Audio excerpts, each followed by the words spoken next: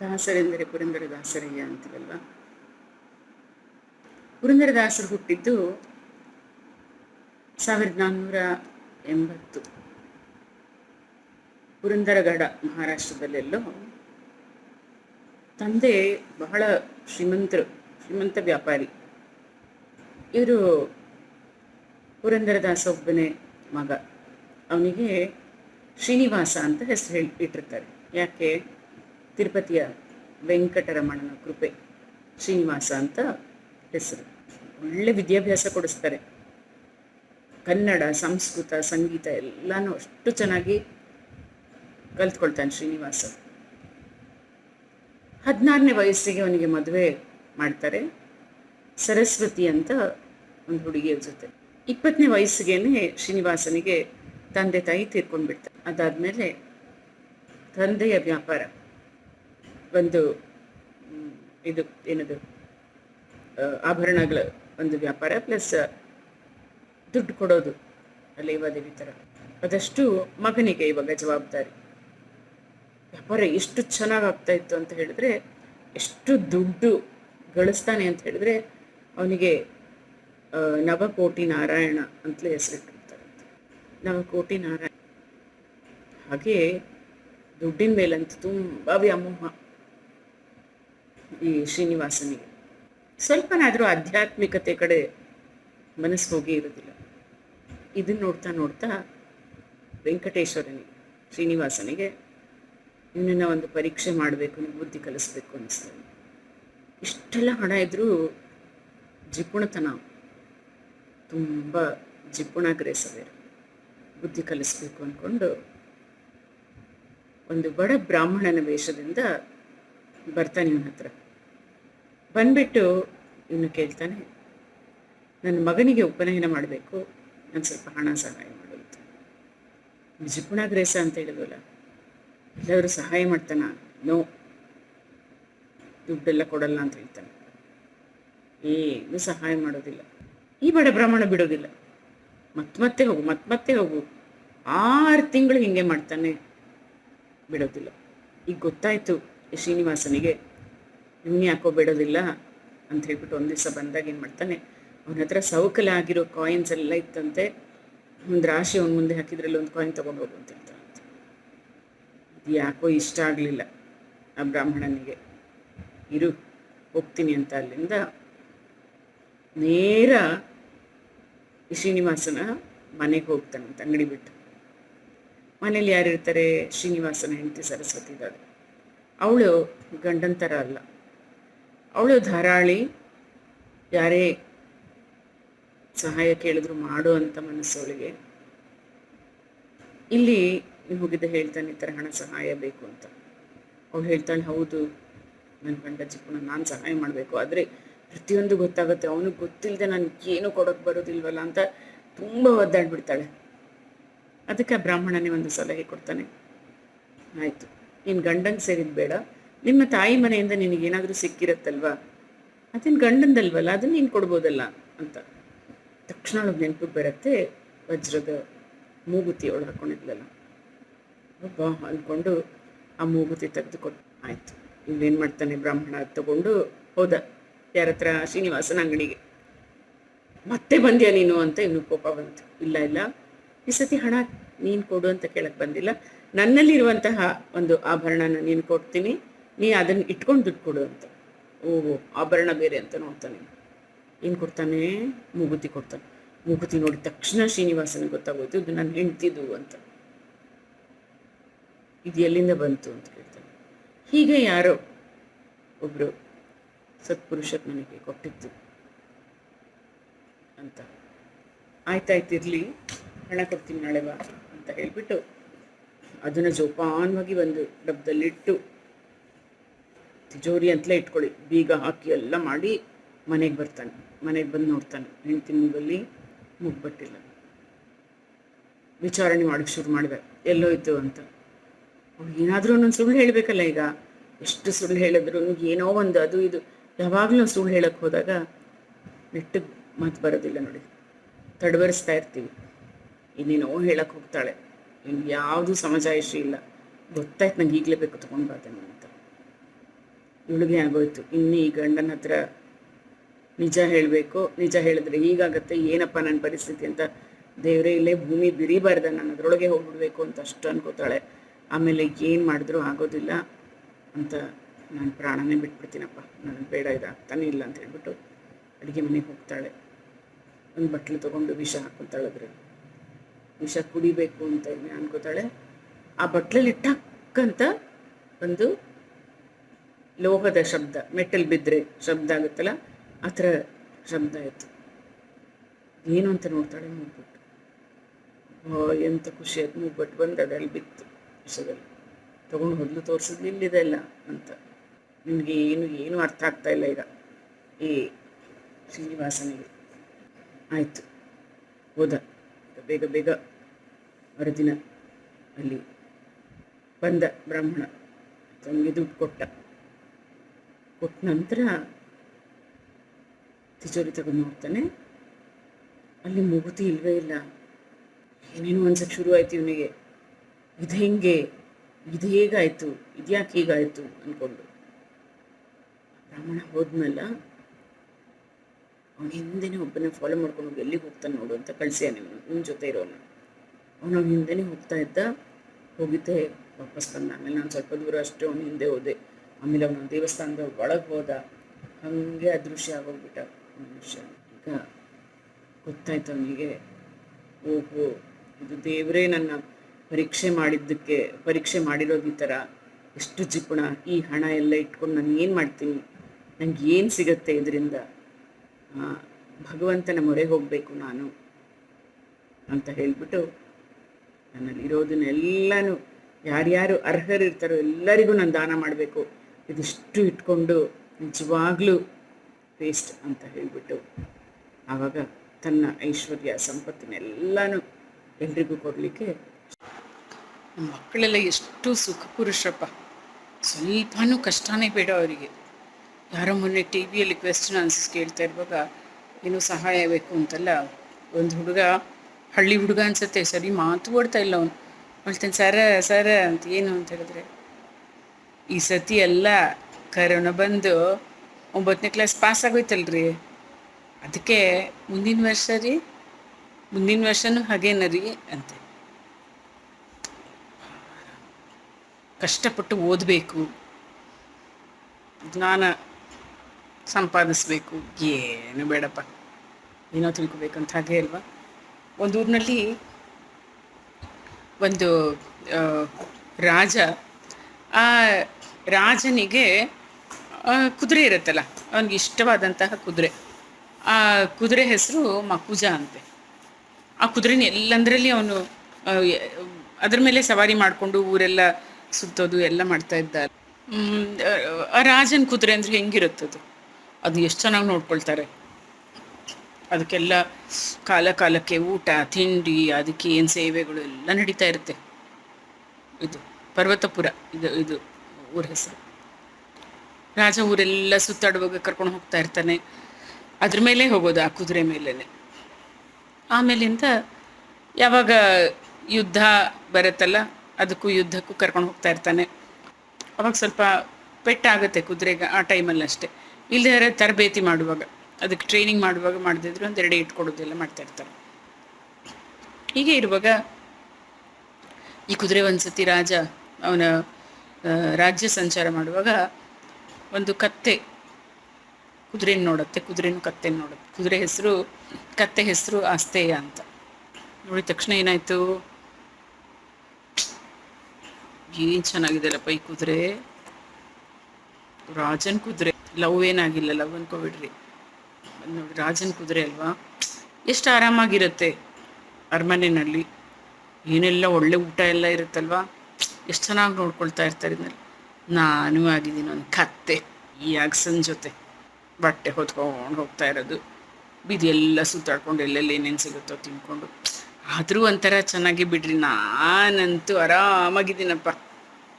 ನಾನು ಸ್ವತಂತ್ರವಾಗಿ ನನ್ನ ಪಾಡಿಗೆ ನಾನು ತಿರ್ಕೊಂಡಿದ್ದೀನಿ, ಚೆನ್ನಾಗೇ ಇದೆ. ಆದರೂ ನಾನು ಕುದುರೆ ಆಗಿದ್ರೆ ಎಷ್ಟು ಚೆನ್ನಾಗಿರ್ತಾ ಇತ್ತಲ್ವ. ಎಲ್ಲರಿಗೂ ಅಷ್ಟೇ ಅಲ್ವಾ, ಯಾರ ಫಿಲ್ಮ್ ಆ್ಯಕ್ಟ್ರ್ಗಳನ್ನೆಲ್ಲ ನೋಡ್ಕೊಂಡ ತಕ್ಷಣ ನಾನು ಹಾಗಾಗಿದ್ದರೆ, ನಾನು ಹೀಗಾಗಿಲ್ಲ ಮನುಷ್ಯರೇ, ಒಳಗಡೆ ಇರಬೇಕಾ ಗುಣಗಳು ಅಂತ ಮಾತಾಡ್ಬಿಡ್ತು ಹೋಗಿದ್ದೆ. ಅದು ಹೆಂಗೆ ಇಬ್ಬರು ಭೇಟಿ ಆಗಿಬಿಟ್ರು, ಕುದುರೆ ಮತ್ತು ಕತ್ತೆ. ಕತ್ತೆ ತನ್ನ ಮನಸ್ಸಲ್ಲಿರೋದು ಕುದುರೆಗೆ ಹೇಳ್ಕೊಂತು. ಕುದುರೆ ಹೇಳ್ತು, ಒಂದು ಪ್ಲ್ಯಾನ್ ಮಾಡೋಣ. ಏನು ಪ್ಲ್ಯಾನ್ ಅದು? ನೀನು ನಾನಾಗು, ನಾನು ನೀನಾಗ್ತೀನಿ ಅಂತ. ಏನಂಗಂದ್ರೆ ನೀನು ನಾನು, ನಾನು ನೀನು ಅಂದರೆ ನಾನು ಕುದುರೆ ಕತ್ತೆ ಆಗಿಬಿಡ್ತೀನಿ, ಅಷ್ಟೇಯ ನಾನು. ನೀನು ಕತ್ತೆ ಮಕ್ಕುಜ ಕುದುರೆ ಆಗ್ತೀಯ, ಆಯಿತಾ? ಓಕೆ, ಖುಷಿಯಾಗೋಯ್ತು. ಇಬ್ಬರು ಬದಲಿ ಆಗಿಬಿಟ್ರು. ಈಗ ಕುದುರೆ ಹೋಯ್ತು ರಾಜನ ಜೊತೆಗೆ. ಅದರಲ್ಲಿ ಇದ್ದಿದ್ಯಾರು? ಕತ್ತೆ. ಏನು ಖುಷಿ ಅದಕ್ಕಲ್ಲಿ ಹೋದರೆ. ಆಹಾ, ಒಳ್ಳೆ ಊಟ ತಿಂಡಿ ಗಿಂಡಿ ಎಲ್ಲ. ಅದಕ್ಕೆ ಎಷ್ಟು ಚೆನ್ನಾಗಿ ಮೈ ತಿಕ್ಕೋದೇನು, ಮೈ ತೊಳೆಯೋದೇನು, ಫಳ ಫಳ ಫಳ ಕಾಣಿಸ್ಬೇಕು, ಹಂಗೆ ಮಿರಿ ಮಿರಿ ಮಿಂಚಬೇಕು ಅದ್ರ ಕೂದಲು ಮೈ ಎಲ್ಲ. ಅಷ್ಟು ಚೆನ್ನಾಗಿ ನೋಡಿಕೊಂಡು ಕಾಲಕ್ಕೆ ಟೈಮ್ಗೆ ಅನ್ನೋ ಥರ ಎಲ್ಲ ಸಿಗುತ್ತೆ. ಫಸ್ಟ್ ನೋಡಿದ್ದೆ ಕತ್ತೆ ಅಲ್ಲಿ, ಕುದುರೆನ ಆಚೆ ಹೋಗೋಕ್ಕಿಂತ ಮುಂಚೆ ಒಂದು ಸತಿ ನೋಡಿರುತ್ತೆ. ರಾಜಂಗೆ ಬಟ್ಟೆ ಕೊಡಬೇಕು ಅಂತ ಧೋಬಿ ಅಗ್ಸ ಈ ಕತ್ತೆ ಮೇಲೆ ಬಟ್ಟೆ ಎಲ್ಲ ತೊಗೊಂಡು ಅರಮನೆಗೆ ಹೋಗಿರ್ತಾನೆ. ಆವಾಗಲೇ ಮೆತ್ತಿಗೆ ಇಣಕ್ಕೆ ನೋಡಿರುತ್ತೆ. ಎತ್ತರ ಕುದುರೆ ಏನು ರಾಜಾರೋಷವಾಗಿತ್ತಲ್ಲ, ಕಾಣಿಸ್ಬಿಟ್ಟಿತ್ತು. ಆಮೇಲೆ ಬೀದಿಲಿ ಸಿಕ್ಕಕ್ಕೆ ಮಾತಾಡ್ತು. ಸೊ ಕುದುರೆ ಆದ ಕತ್ತೆ ತುಂಬ ಖುಷಿಯಾಗಿರುತ್ತೆ. ಈ ಕಡೆ ಕತ್ತೆ ಆಗಿರೋ ಕುದುರೆ ಇರುತ್ತಲ್ಲ, ಅದೂ ಖುಷಿ. ಅಪ್ಪ ನಂಗೆ ಯಾರು ಹೇಳೋರಿಲ್ಲ ಕೇಳೋರಿಲ್ಲ, ಏನೋ ಕೆಲಸ ಏನು ಹೇಳ್ತಾನೋ ನನ್ನ ಅಗ್ಸ ಮಾಡಿಬಿಡೋದು. ಆಮೇಲೆ ನಾನು ಊರೆಲ್ಲ ಸುತ್ತಾಡ್ಕೊಂಡಿರೋದು, ಸುಮ್ಮನೆ ಅರಮನೆಯಲ್ಲೇ ಇರೋದಲ್ಲ ಅಂತ ಎಲ್ಲ ಕಡೆ ತಿರ್ಕೊಂಡು ರಾಜಾರೋಷವಾಗಿ ಅಲ್ಲೂ ಇರುತ್ತೆ. ಆಯಿತು, ಎಷ್ಟು ದಿವಸ ಅಂತ ಒಂದು ದಿವಸ ನೆನ್ಪಿಟ್ಟು ಬಂತು ಅದಕ್ಕೆ. ಅಯ್ಯೋ, ಅಲ್ಲಿ ಎಷ್ಟು ಚೆನ್ನಾಗಿತ್ತಲ್ವ, ಒಳ್ಳೊಳ್ಳೆ ಊಟ ಎಲ್ಲ ಸಿಗ್ತಾಯಿತ್ತು ನನಗೆ. ಇಲ್ಲಿ ನಾನೇ ಊಟ ಎಲ್ಲ ಹುಡ್ಕೊಂಡು ಹೋಗಬೇಕು, ತಿನ್ನಬೇಕು. ಅಲ್ಲಿ ಟೈಮ್ಗೆ ಏನೂ ಕಷ್ಟ ಇಲ್ಲ, ಊಟ ತಂದು ಹಾಕ್ಬಿಡ್ತಾಯಿದ್ರು. ಯಾಕಪ್ಪ ಬೇಕು ನನಗೆ ಈ ಕಷ್ಟ, ಸುಮ್ಮನೆ ನಾನಾಗಿದ್ದರೆ ಚೆನ್ನಾಗಿತ್ತಲ್ವಾ ಅಂತ. ಅದೇ ಟೈಮ್ಗೆ ರಾಜಂಗೆ ಒಂದು ಯುದ್ಧ ಎಲ್ಲ ಬಂತು. ಕುದುರೆ ಕರ್ಕೊಂಡು ಹೋಗ್ಬೇಕಿತ್ತಲ್ಲ, ಯಾರು ಹೋಗೋದು? ಕುದುರೆ ಆದ ಕತ್ತೆ ತಾನೆ. ಚೆನ್ನಾಗಿ ಮೈ ಕೈ ಎಲ್ಲ ಪೆಟ್ಟಾಯಿತು. ಅಯ್ಯಯ್ಯೋ ರಾಮ, ಇಲ್ಲಿ ಬಂದು ನಾನು ಸಿಕ್ಕಾಕೊಂಡ್ಬಿಟ್ನಲ್ಲ. ನಮ್ಮ ಅಗ್ಸನ ಜೊತೆ ಇರುವಾಗ ಯುದ್ಧ ಗಿದ್ದ ಇತ್ತ? ಎಲ್ಲೋ ಸ್ವಲ್ಪ ನಾನು ನಿಧಾನ ಆದರೆ ಅವನೊಂದು ಪೆಟ್ಟು ಕೊಡ್ತಾಯಿದ್ದ ಅಷ್ಟೇ. ಅದು ಬಿಟ್ಟರೆ ಈ ಥರ ಮೈ ಕೈಗೆ ಯಾವತ್ತಾಗಿಲ್ಲಪ್ಪ. ಅಯ್ಯಪ್ಪ, ನಾನಾದ್ರೇ ಚೆನ್ನ ಅಂತ ಆಮೇಲೆ ಅನ್ನಿಸ್ತು ಅದಕ್ಕೆ. ಆಯಿತು, ಮತ್ತೆ ಒಂದು ದಿವಸ ಊರ ಹೊರಗೆ ಸುತ್ತಾಡುವಾಗ ಇಬ್ಬರು ಭೇಟಿಯಾದರು. ಹೇಳಿದ್ರು, ಬೇಡಪ್ಪ, ನಾನೇ ಆಗ್ತೀನಿ, ನೀನೇ ಆಗು ಅಂತ. ನಾನೇ ನೀನೇ. ಆವಾಗೇನು ಹೇಳಿದ್ರು, ನಾನು ನೀನಾಗು, ನಾನಾಗು ಅಂದ್ಕೊಂಡಿದ್ದಲ್ಲ, ಈಗ ನಾನೇ ನೀನೇ ಅಂದ್ಕೊಂಡು ಬದಲಿ ಆಗಿಬಿಟ್ರು ಅಂತ. ಇಷ್ಟೇ. ಗುಡಿಸ್ಲಲ್ಲಿದ್ದರೆ ಆಹಾ ಆ ಮನೆ ಎಷ್ಟು ಚೆನ್ನಾಗಿದೆ ಅಂತ ಹಂಚಿನ ಮನೆ ನೋಡ್ತಾರೆ. ಹಂಚಿನ ಮನೇಲಿದ್ದರೆ RCC ಮನೆ ನೋಡು ಅಂತ ನೋಡು. RCC ಮನೇಲಿದ್ದರೆ ಅವ್ರದ್ದು ನೋಡು, 2 ಫ್ಲೋರು 3 ಫ್ಲೋರ್, 2 ಫ್ಲೋರು 3 ಫ್ಲೋರ್ಗೆ ಹೋದರೆ ಅವ್ರ ಬಂಗ್ಲೋ ನೋಡು. ಇಷ್ಟೇ ಮನುಷ್ಯನ ಆಸೆ ಬೆಳೀತಾ ಹೋಗುತ್ತೆ. ಈಗ ಇವೆರಡು ವಾಪಸ್ ಬಂತಲ್ಲ, ಅದಕ್ಕೆ ಹೇಳ್ತೀವಲ್ಲ, ಹಳೆ ಗಂಡನ ಪಾದವೇ ಗತಿ ಅಂತ. ಯಾರ್ಯಾರು ಹಿಂದೆ ಹೋದ್ರೂ ಕಡೆಗೆ ಯೋನೇ ಚೆನ್ನಾಗಿದ್ದ ಅಲ್ವಾ ಅಂತ ಬರ್ತಾರಲ್ಲ, ಆ ಥರ ದೇವ್ರು ಏನು ನಮ್ಗೆ ಕೊಟ್ಟಿದ್ದಾನೋ ಅದರಲ್ಲಿ ಖುಷಿಯಾಗಿರಬೇಕು. ಖುಷಿ ಅನ್ನೋದು ನಮ್ಮಲ್ಲೇ ಇದೆ, ನಾವೇ ಹುಡ್ಕೋಬೇಕು ಎಲ್ಲ ಕಡೆ. ಅದನ್ನ ಅವತ್ತೊಂದು ಕತೆ ಹೇಳಿದ್ನಲ್ಲ, ಇನ್ ಸರ್ಚ್ ಆಫ್ ಹ್ಯಾಪಿನೆಸ್ ಅಂತ. ಇನ್ನು ಹ್ಯಾಪಿನೆಸ್ ಅಂತ ಹುಡ್ಕೊಂಡು ಹೋಗೋಕ್ಕಾಗತ್ತಾ? ಎಲ್ಲೋ ಕೊಂಡ್ಕೊಂಬರೋಕ್ಕಾಗತ್ತಾ ಹ್ಯಾಪಿನೆಸ್ನ? ಎಲ್ಲೂ ಇಲ್ಲ. ಖುಷಿಯಾಗಿ ಸ್ನೇಹಿತರಿದ್ದಾರ, ಆಯಿತು. ಸಂಬಂಧಿಕರಿದ್ದಾರ, ಆಯಿತು. ಹೆಂಡತಿ ಮಕ್ಕಳಿದ್ದಾರ, ಆಯಿತು. ಎಲ್ಲರ ಜೊತೆ ಖುಷಿಯಾಗಿದ್ಬಿಟ್ರೆ ಆಗೋಯ್ತಪ್ಪ. ಸುಮ್ಮನೆ ಅದು ಬೇಕು ಇದು ಬೇಕು, ಅದಿಲ್ಲ ಇದಿಲ್ಲ, ಇರೋದನ್ನು ನೋಡಿ ಖುಷಿ ಪಟ್ಕೊಂಡು ನನಗೆಲ್ಲ ಇದೆ ಅಂತ ಇದ್ದರೆ ತುಂಬ ಸಂತೋಷದ ಜೀವನ. ಇಲ್ಲದಿದ್ದರೆ ಕತ್ತೆ ಕುದುರೆ ಆಗೋದು, ಕುದುರೆ ಕತ್ತೆ ಆಗೋದು, ಮತ್ತೆ ಕತ್ತೆನೇ ಆಗೋದು, ಕುದುರೆನೇ ಆಗೋದು, ಆಗೋಗ್ಬಿಡ್ತೀವಿ. ನಮಗೇನು ಕೊಟ್ಟಿದ್ದಾನೋ ಭಗವಂತ, ಅದೇ ನಮ್ಮ ಖುಷಿ ಅಂತ ನಾವಿರಬೇಕು. ಈಗೆಲ್ಲ ಲಾಕ್ಡೌನಲ್ಲಿ ಏನೇನೋ ಕೊಟ್ಬಿಟ್ಟಿದ್ದಾನಲ್ಲ ಭಗವಂತ. ನಿಂಗೆ ತಿಮ್ಮಿಗೆ ಫೋನ್ ಬಂತು, ನಿಂಗೆ ಕಾಲ್ ಮಾಡಿದ್ಲು ಅಂತ. ಏನು ಅಂತ ಹೇಳಿದ್ರೆ, ಏಯ್ ನಿಮ್ಮ ಮನೆಗೆ ಯಾರು ಸ್ವಾಮೀಜಿ ಬಂದಿದ್ದಾರಾ? ಸ್ವಾಮೀಜಿನೇ, ಯಾಕೆ ನಿಂಗೆ ಹಂಗೆ ಅನ್ಸುತ್ತೆ ಅಂದರೆ, ಮತ್ತೇನೆ ಗಡ್ಡ ಮೀಸೆ ಉದ್ದ ಕೂದಲು ಎಲ್ಲ ಬಿಟ್ಕೊಂಡು ಯಾರು ಇದ್ರಲ್ಲೇ ಅಂತ. ಅಯ್ಯೋ,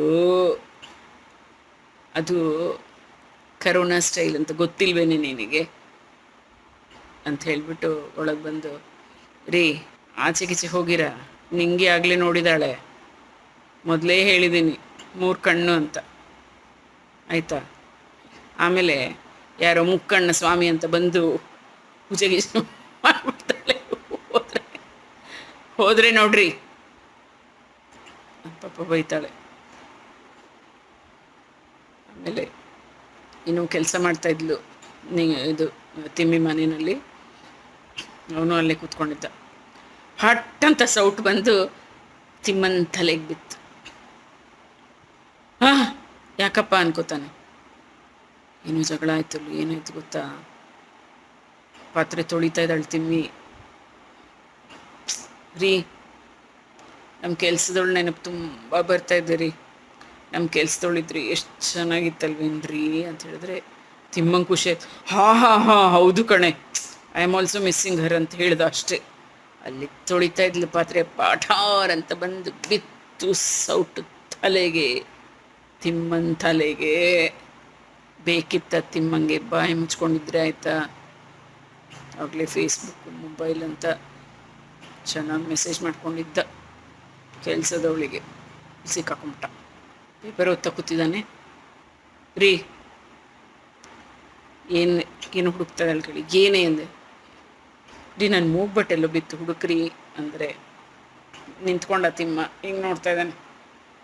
ಏನ್ರಿ ಅದು, ಏನಾಯ್ತು ರೀ ಅದು ಅಂತ ಕೇಳ್ತಾ ಇದ್ರೆ, ಪಾಪ ಏನು ಮಾಡ್ತಾನೆ ಕಷ್ಟ. ಏನ್ರಿ ಅದು? ಅಯ್ಯಯ್ಯೋ ಏನಾಯ್ತು ರೀ ಅಂದರೆ, ಮೊನ್ನೆ ಶರ್ಟ್ ಟೈಟ್ ಆಯಿತು ಅಂತ ಹೇಳಲಿಲ್ವೇನೆ, ನೀನೇ ಬೇರೆ ಹಾಕು ಅಂತ ಹೇಳಿದ್ದೀರ. ಏನ್ರಿ ಈಗ ಅಂದರೆ, ಲಾಕ್ಡೌನ್ ಆಯಿತು, ಐ ಕಾಂಟ್ ಲುಕ್ ಡೌನ್ ಕಣೆ. ಅವಳೇನೋ ಹುಡುಕು ಅಂತ ಹೊಟ್ಟೆ ಇಷ್ಟಪ್ಪ ಬಂದ್ಬಿಟ್ಟಿದೆ ಕಾಣಿಸುತ್ತಾ? ಹೊಟ್ಟೆನೇ ಅಡ್ಡ ಇದೆ ಅಲ್ಲಿ. ಐ ಕಾಂಟ್ ಲುಕ್ ಡೌನ್ ಕಣೆ, ಲಾಕ್ಡೌನ್ ಆ್ಯಂಡ್ ಲುಕ್ ಡೌನ್ ಆಗಿಬಿಟ್ಟಿದೆ ಎಲ್ಲ. ಕಾಂಟ್ ಲುಕ್ ಡೌನ್ ಅಂತ. ಅವಳಿಗೆ ಇಂಗ್ಲೀಷ್ ಬರುತ್ತಲ್ಲ, ಇಂಗ್ಲೀಷಲ್ಲಿ ಮಾತಾಡಿಸ್ಬೇಕಲ್ಲ. ಐ ಕಾಂಟ್ ಲುಕ್ ಡೌನ್ ಅಂತ. ಇದು ನಮ್ಮ ತಿಮ್ಮನ ಕತೆ ಎಲ್ಲ ತುಂಬ ಜನದ ಕತೆ ಇದೆ ಆಗ್ಬಿಟ್ಟಿದೆ. ಲಾಕ್ಡೌನಲ್ಲಿ ಕಾಂಟ್ ಲುಕ್ ಡೌನ್ ಅಂತ ಚೆನ್ನಾಗಿ ಕೊಬ್ಬು ಶೇಖರಣೆ ಆಗಿಬಿಟ್ಟಿದೆ ಅಲ್ಲಪ್ಪ. ಅದಕ್ಕೆ ಅಜ್ಜಂದ್ರಿಬ್ರು ಹೇಳ್ತಾರೆ, ಥೂ ಇದೇನು ಈ ಲಾಕ್ಡೌನ್ ಬಂದು ನಮ್ಮ ಕಣ್ಣಿಗೆ ಮನಸ್ಸಿಗೆ ತಂಪು ಆಗೋ ಥರ ನಾವು ವಾಕಿಂಗ್ ಮಾಡ್ತಾ ಇದ್ವಲ್ಲ, ಅದು ಸಹ ಇಲ್ಲದೆ ಹೊಟ್ಟೋಯ್ತಲ್ರಿ ಅಂತ ಮಾತಾಡ್ತಾಯಿದ್ರು. ಏನದು ಕಣ್ಣು ಮನಸ್ಸು ತಂಪು? ಬೆಳಗ್ಗೆ ಅದು ವಾಕಿಂಗ್ ಮಾಡೋದ ಅಥವಾ ಹೋಗಿ ಬರೋರ್ನೆಲ್ಲ ನೋಡೋದ, ವಾಕ್ ಮಾಡ್ತಾ ಇರೋರ್ನೆಲ್ಲ ನೋಡೋದ? ಎಲ್ಲರಿಗೂ ಇದೇ ಆಗಿಬಿಟ್ಟಿದೆ ಅಂತ ತಿಮ್ಮಿ ಕೇಳಿಸ್ಕೊಂಡು, ಅಜ್ಜಗಳಿಗೂ ಬುದ್ಧಿ ಇಲ್ಲ ನೋಡ್ರಿ ಅಂತ ಚೆನ್ನಾಗಿ ಬೈತಾ ಇದ್ದಾಳೆ. ಅವರಿಗೂ ಇದೆ ಲುಕ್ಡೌನ್ ಕತೆಗಳು. ಸ್ಕೂಲಲ್ಲಿ 1-2-3 ಕ್ಲಾಸೆಲ್ಲ, ಪ್ರೈಮರಿ ಕ್ಲಾಸೆಲ್ಲ ಕಂಬೈನ್ ಮಾಡಿಬಿಟ್ಟಿದ್ದಾರೆ, ಟೀಚರ್ಗಳಿಲ್ಲ ಅಂತ. ಎಲ್ಲ ಒಟ್ಟಿಗೆ ಇದ್ದಾರೆ. ಟೀಚರ್ ಬಂದರು, ಮಕ್ಕಳಿಗೆ ಹೇಳ್ಕೊಡ್ತಾಯಿದ್ರು, ಇಂಗ್ಲೀಷ್ ಹೇಳ್ಕೊಡ್ತಾಯಿದ್ರು, ಎಲ್ಲ ಫ್ರೂಟ್ಸ್ ಎಲ್ಲ ಹೇಳ್ಕೊಟ್ರು, ಇಂಗ್ಲೀಷ್ ವರ್ಡ್ಸ್ ಎಲ್ಲ ಆಯಿತು. ಪುಟ್ಟ ಮಕ್ಕಳೆಲ್ಲ ಕಲ್ತ್ಕೊತಾಯಿದ್ರು. ಬಾಳೆಹಣ್ಣು ಬನಾನಾ, ಬಾಳೆಹಣ್ಣುಗಳು ಪ್ಲೂರಲ್ ಬನಾನಾಸ್ ಅಂತ ಇವೆಲ್ಲ ತಲೆಹರಟೆ ಮಾಡ್ತಾಯಿದ್ರು ದೊಡ್ಡವೆಲ್ಲ. ಚೊಟ್ಟುಗುಣ ಕೇಳಿದ್ರು, ಏಯ್ ನಿಂಗೀಗ ಕ್ವೆಶ್ಚನ್, ಇದೆಲ್ಲ ನೀವು ಸಣ್ಣವರಿರೋ ಕಲ್ತ್ಕೊಂಡ್ರಲ್ಲ, ಈಗ ಆಡ್ಕೊಳ್ಳೋದು. ಈಗ ಬಾಳೆಹಣ್ಣನ ಅನಾನಸ್ ಹೆಂಗೆ ಮಾಡ್ತೀಯ ಹೇಳೀಗ ಅಂತ. ಬುದ್ಧಿ ಉಪಯೋಗಿಸ್ಬೇಕಾಯ್ತಾ? ನೀವೆಲ್ಲ ನಾನು ಏನು ಕೇಳ್ತಾ ಇದ್ದೆ ಮಕ್ಕಳಿಗೆ ಅಂತ ಪ್ರಶ್ನೆ ಕೇಳಿದ್ದನ್ನು ಕೇಳಿಸ್ಕೊಂಡ್ರೆ ನಾವು ಯು ಕ್ಯಾನ್ ಆನ್ಸರ್ ಅಂತ ಹೇಳಿದ್ರು ಟೀಚರ್. ಬಾಳೆಹಣ್ಣುಗಳನ್ನ ಅನಾನಸ್ ಹೆಂಗೆ ಮಾಡ್ತೀಯಾ ಅಂತ ಹೇಳಿಬಿಟ್ಟು ಆಯಿತು. ಈಗ ಹುಡುಗರು ತಲೆ ಉಪಯೋಗಿಸಿ ಹೇಳ್ಬೇಕಪ್ಪ ಅದು ಏನು ಅಂತ ಆನ್ಸರು. ಆಮೇಲಿಂದ ಇನ್ನೊಂದು ಕೇಳಿದೆ, ಟೆಲ್ ಮಿ ಅ ಸೆಂಟೆನ್ಸ್. ಏನು ಸೆಂಟೆನ್ಸ್ ಮಿಸ್ ಅಂದರೆ, ಏನಾದರೂ ಒಂದು ಯಾವುದಕ್ಕೆ ರಿಲೇಟೆಡ್ ಹೇಳಿ ಮಿಸ್ ಅಂತ ಹೇಳಿದ್ರೆ, ಈಗ ಕರೋನಾಗೆ ಸಂಬಂಧಪಟ್ಟಂಥದ್ದು tell me a sentence which is also a question. ಅಂದರೆ tell me a sentence which by itself is a question and by itself is an answer. ಅಂದರೆ ಪ್ರಶ್ನೆ ಮತ್ತು ಆನ್ಸರ್ ಎರಡೂ ಒಂದೇ ಆಗಿರುವಂತಹ ಒಂದು ಸೆಂಟೆನ್ಸ್ ಹೇಳೋ ಅಂತ. ಈಗ ಚೊಟ್ಟುಗುಂಡನ ಕ್ಲಾಸವರೆಲ್ಲ ಕೂತ್ಕೊಂಡು ಏನದು ಏನದು ಏನದು ಕರೋನಾಗೆ ಸಂಬಂಧಪಟ್ಟಿದ್ದಂತಪ್ಪ, ಏನದು ಏನದು ಅಂತ ಎಲ್ಲರೂ ತಲೆ ಕೆರ್ಕೊತಾ ಇದ್ದಾರೆ ಈಗ. ಅಯ್ಯೋ ಏನದು ಏನದು ಏನದು ಗೊತ್ತಾ? ನಿಮ್ಗೇನಾದರೂ ಗೊತ್ತಾ ಆನ್ಸರು? ನಮ್ಮ ಬಗ್ಗೆ ನಾವು ಅಷ್ಟು ಚರ್ಚಿಸ್ಕೋತೀವೋ ಇಲ್ವೋ ಗೊತ್ತಿಲ್ಲಪ್ಪ. ದೇವ್ರ ಬಗ್ಗೆ ಅಂತ ಎಷ್ಟು ಮಾತಾಡ್ತೀವಲ್ಲ. ದೇವ್ರಿದ್ದಾನೆ ಇಲ್ಲ, ದೇವ್ರಲ್ಲಿದ್ದಾನೆ ಅಲ್ಲಿಲ್ಲ, ದೇವ್ರು ಕಾಣಿಸ್ತಾನೆ ಕಾಣಿಸಲ್ಲ, ದೇವ್ರು ಹಾಗೆ ಮಾಡ್ತಾನೆ ಹೀಗೆ ಮಾಡ್ತಾನೆ. ಒಳ್ಳೇದು ಮಾಡಿದ್ರೆ ದೇವ್ರ ನೆನಪೇ ಬರೋದಿಲ್ಲ, ಕೆಟ್ಟದ್ದು ಮಾಡಿದ ತಕ್ಷಣ ದೇವ್ರ ನೆನಪು ಬಂದ್ಬಿಡ್ತಾನಲ್ವ. ಹೀಗೆ ಇರುವಾಗ ಒಬ್ಬ ಭದ್ರದತ್ತ ಅಂತ ಇರ್ತಾನೆ. ತುಂಬ ಶ್ರೀಮಂತ, ಆದರೆ ಲೋಭಿ ಅವನು. ಶ್ರೀಮಂತ ಆದರೂ ಸ್ವಲ್ಪ ಬಿಡಿಗಾಸು ಯಾರಿಗೂ ಕೊಡ್ತಾ ಇರಲಿಲ್ಲಪ್ಪ. ಜಿಪುಣ. ಇವನಿಗೆ ಹೇಗೆ ಇವನ್ನ ಈ ಜಿಪುಣನ ಸರಿ ಮಾಡೋದು ಅಂತ ಒಂದು ದಿವಸ ಮಲ್ಕೊಂಡಿರ್ತಾನೆ. ಅವನು ಬೆಳಗಿನ ಜಾವ ಕನಸು ಬೀಳುತ್ತಂತೆ. ಕನಸಲ್ಲಿ ದೇವರು ಅವನು ಎಲ್ಲರೂ ಹೇಳೋದು ಕೇಳಿರ್ತಾನೆ. ಓ ದೇವ್ರನ್ನ ನಂಬಬೇಕು, ನಾನು ದೇವ್ರನ್ನ ನೋಡಿದೆ, ದೇವ್ರ ದರ್ಶನ ಆಯಿತು, ದೇವರು ಪ್ರಸಾದ ಕೊಟ್ಟರು, ಅದೆಲ್ಲ ಹೇಳೋದು. ಇವ ನನಗೂ ದೇವ್ರು ನೋಡಬೇಕು ಅಂತ ಆಸೆ ಆಗಿದೆ ಅಂತ ಅನ್ಕೋತಾನೆ. ಪಾಪ ದೇವರಿಗೆ ಇವನಿಗೆ ದರ್ಶನ ಕೊಡೋಣ ಅಂತ ದೇವ್ರಿಗೂ ಅನಿಸುತ್ತೆ. ಕನಸಂತೆ, ಕನಸು ಬೀಳತ್ತಂತೆ. ಕನಸಲ್ಲಿ ದೇವ್ರು ಹೇಳಿದ್ರಂತೆ, ನಾನು ನಾಳೆ ನಿಮ್ಮ ಮನೆಗೆ ಬರ್ತೀನಿ ಅಂತ. ಖುಷಿಯಾಗೋಯ್ತು. ಬೆಳಗ್ಗೆನೇ ಎದ್ಬಿಟ್ಟೆ, ಹೆಂಡ್ತಿನೆಲ್ಲ ಎಬ್ಬಿಸ್ಬಿಟ್ಟ. ನೋಡಿ ನನ್ನ ಕನಸಲ್ಲಿ ಹೀಗಾಗಿದೆ, ಬೆಳಗಿನ ಜಾವ ಆಗಿದ್ದು ಕನಸು ನಿಜ ಆಗುತ್ತಂತಲ್ಲ, ದೇವ್ರು ಬರ್ತಾರಂತೆ, ಬೇಗ ಬಾ ಅಂತ ಹೇಳ್ಬಿಟ್ಟು ಮನೆ ಎಲ್ಲ ಕ್ಲೀನ್ ಮಾಡ್ದ. ಎಲ್ಲ ಅವಳೆಲ್ಲ ಒಳ್ಳೆ ಅಡುಗೆ ಗಿಡಿಗೆ ಎಲ್ಲ ಮಾಡಿ ಇಟ್ಕೊಂಡಿದ್ಲು. ಆ ಮನೆ ಕ್ಲೀನ್ ಮಾಡೋಕ್ಕೆ ಬೆಳಗ್ಗಿನ ಜಾವನೇ ಎದ್ದು ಶುರು ಮಾಡ್ಕೊಂಡಲ್ಲ. ಬೆಳಗ್ಗೆ ಒಂದು ಭಿಕ್ಷುಕ ಬಂದ.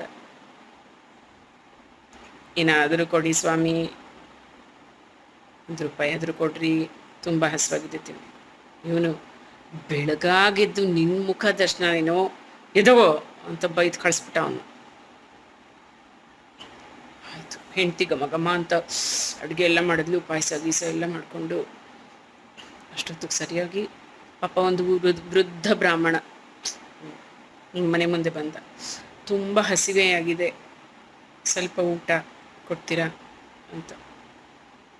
ದೇವ್ರು ಬರ್ತಾರೆ ನಮ್ಮ ಮನೆಗೆ ಅಂತ ಕಾಯ್ತಾ ಇದ್ದೀವಿ, ಆ ಟೈಮಲ್ಲಿ ನಿನ್ನ ಕುಡ್ಸ್ಕೊಂಡು ಊಟ ಬೇರೆ ಹಾಕೋದಾ, ಎದೋಗು ಅಂತ ಬೈದ. ಆ ಬ್ರಾಹ್ಮಣ ಹಿಂದೆ ನೋಡ್ಕೊಂಡು ವೃದ್ಧ ನಕ್ಕೊಂಡು ಹೋದ. ಎಷ್ಟೊತ್ತಾಯಿತು, ದೇವರೇ ಬರಲಿಲ್ಲ ಅಂತ ಇವನು ಯೋಚನೆ ಮಾಡ್ಕೊಂಡು ಕೂತ್ಕೊಂಡ. ಸಾಯಂಕಾಲ ಆಯಿತು. ಶುಕ್ರವಾರ. ಇವಳು ದೀಪ ಎಲ್ಲ ಬೆಳಗಿಸಿ ಹೊಸಲೆಲ್ಲ ಪೂಜೆ ಮಾಡಿದ್ಲು. ಯಾರೋ ಮುತ್ತೈದೆ ಬಂದ್ಲು.